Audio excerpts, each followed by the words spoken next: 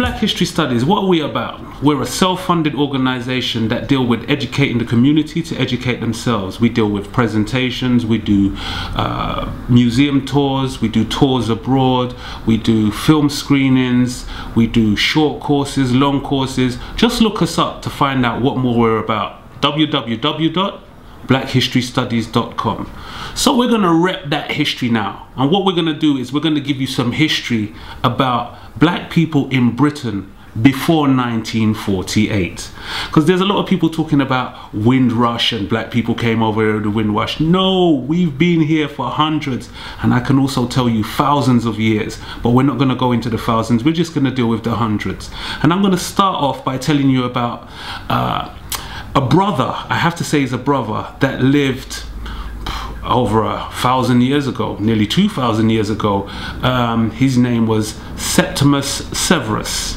He was a Roman emperor, and he lived in a place called York, way up north, just before you reach Scotland, and he died in York. He was born in Libya, but he was a Roman emperor, and basically around the turn of the century 211 AD, around that time, he was here to basically rebuild what's called Hadrian's Wall.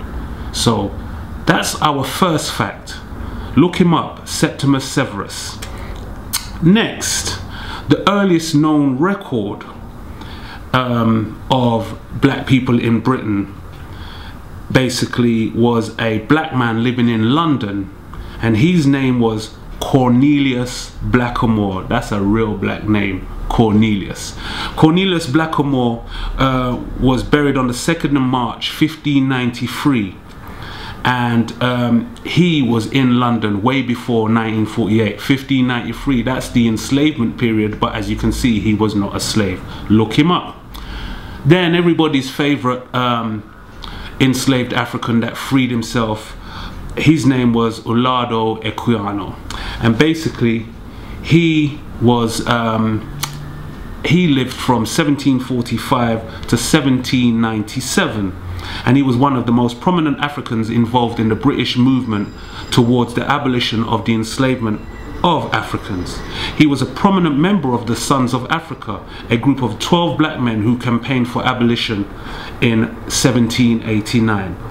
Our last fact for you guys today is about another brother, and his name is Ignatius Sancho.